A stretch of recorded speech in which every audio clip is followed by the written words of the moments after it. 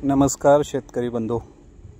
जसं आपण बघताय आज ऊसाला पाणी लावलेलं आहे आणि साधारण 23 दिवस झालेले आहेत. पण शेतकऱ्याचं डोकं म्हणजे खूपच अतिउत्तम असतं वापरलं तर, आणि नाही वापरलं तर काहीच नाही. आता इथे बघा यांनी काय केलं, पाणी देण्यासाठी पाईपाचं नियोजन केलेलं आहे. म्हणजे जसं कसं हे बघा, हे पाणी चाललं आणि सध्या कसं आहे, ऊस आपण कांडी लागू किंवा रोपं लावू तर त्याचा अर्थ हाच असतो की पहिले 2-3 पाने आपण स्लोने सोडावे. हे बघा इथे पण बघा, इथे पण पाईपीद्वारा चाललं आहे आणि इथे जरा पाईपीचं गडबड झालेलं आहे म्हणून यांनी हे ओपन केलं. त्याचा अर्थ हा आहे की तुम्ही जे पाणी सोडताय ते एक लेवलने आणि स्लो लेवलने गेलं पाहिजे, आणि इथं ते काम अतिउत्तम केलेलं आहे. आणि जसं बघायला गेलं ना आपण, रोपाची वाढ वगैरे ठीकठाक आहे. बघायला गेलं तर तण वगैरे कुठे कुठे दिसतंय, पण अजून तणाचं काही नियोजन केलं नाही. कारण त्यांचं म्हणणं आहे 30 दिवस झाल्यानंतर तणाचं नियोजन करायचं म्हणतात.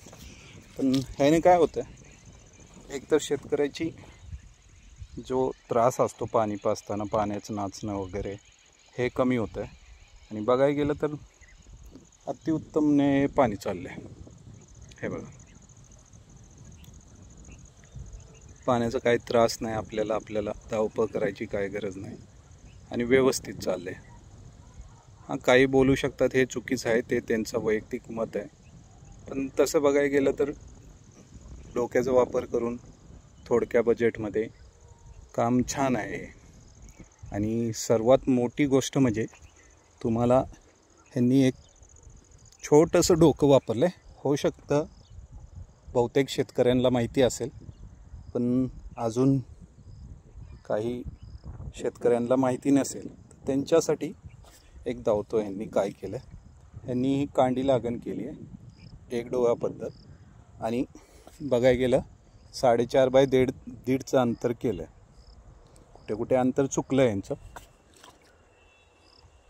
आणि आता तुम्हाला मी जे म्हणत होतो की ह्यांनी काय एक प्रयोग केला आहे, किंवा ते माहिती पण असेल बहुतेक शेतकऱ्यांना, पण बघायला गेलं तर खूप चांगला प्रयोग आहे.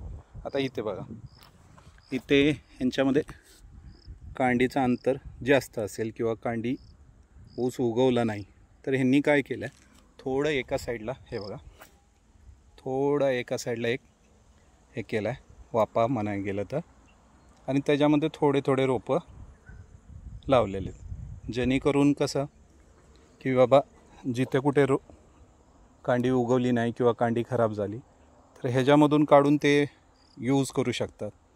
त्याने कारण कसं आपल्याला रोपं विकत घ्यायची गरज नाही लागत, आणि वेळेवरच आपला म्हणजे ऊस त्याच दिवसाच्या प्रमाणे येतो. कारण आपण आत्ता कांडी लावायची म्हटलं तर ऊस आपला उगवून आलाय तो जास्त वयाचा असतो, आणि कांडीला वर येण्यासाठी बरेच टाईम लागतात. पण ह्याच्यातून कसं ह्यांनी काढून डायरेक्ट आपलं लावू शकतात. आणि माझं म्हणणं तर प्रत्येक शेतकऱ्याने कांडी लागताना हे बाजूला असं करून ह्याचा काही ना काहीतरी यूज करावा. कारण कसं आपला वेळ पण जातो कांडी साधताना. आता ह्यांनी काय डायरेक्ट म्हणजे जिथे नाही कांडी उगवली तिथे हे उचलून एक रोप काढून तिथे लावू शकतात. त्याचा बेनिफिट खूप छान आहे. धन्यवाद.